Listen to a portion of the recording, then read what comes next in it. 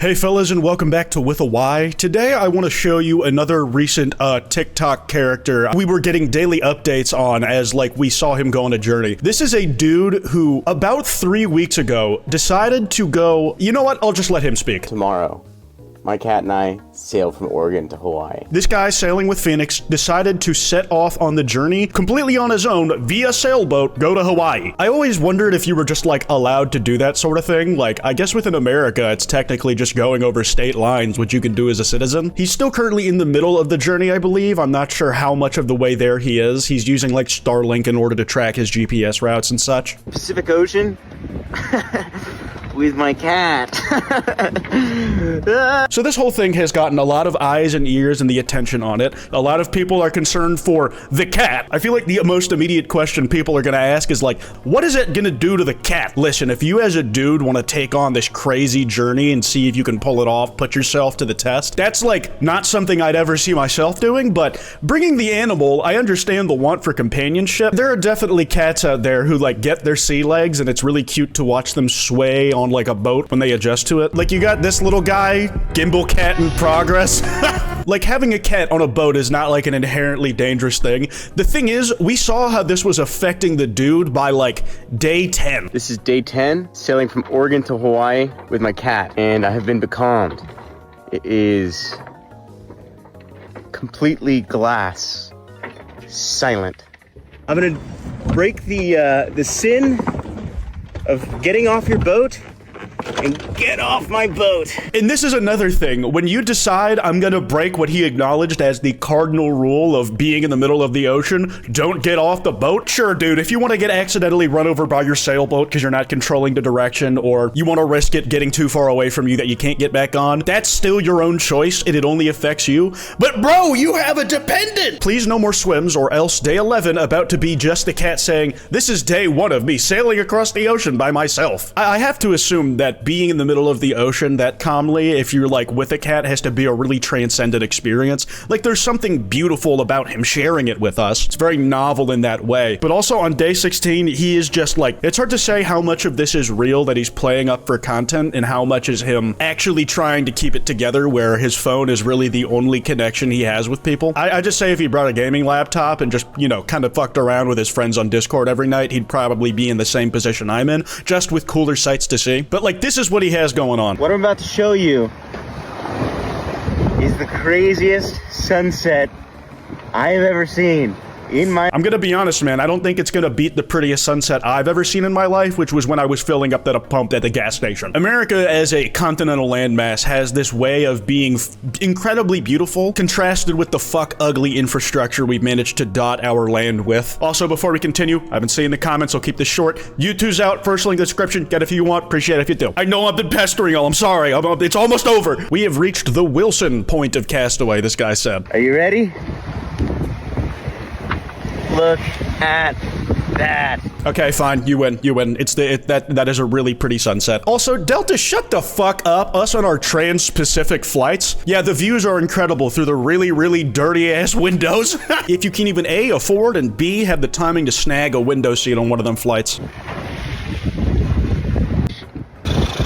I haven't been following this every day. I remember this guy showed up on my For You page on day 1, but I really hadn't been following him moment to moment until, shout out the op block, sent me day 16 where it seemed like this guy really was going into it. And one of my favorite activities to do as I've been catching up is guessing what each thumbnail implies the video's content is going to be about. Day 15, sailing from Oregon to Hawaii with my cat.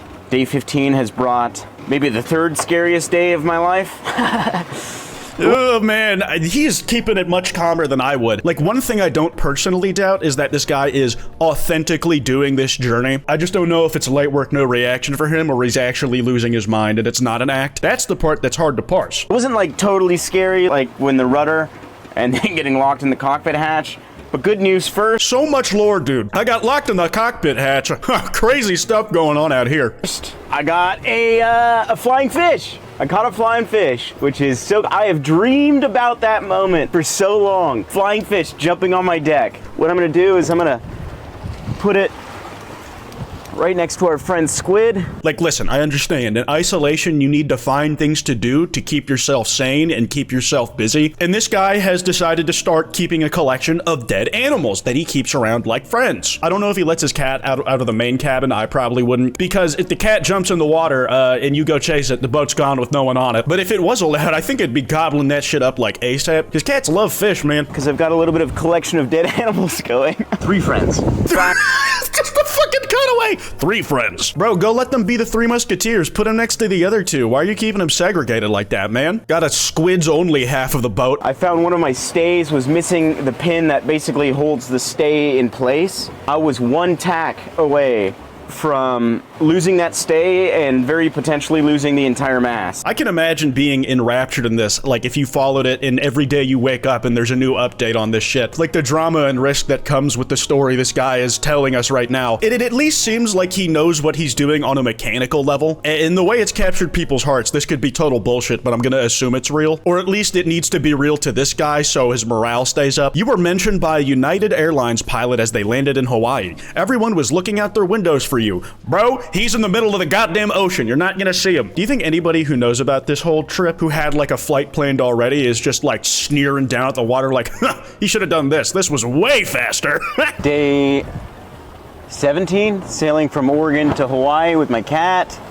A lot of people have asked me what it's like to be famous. I don't think I'm famous.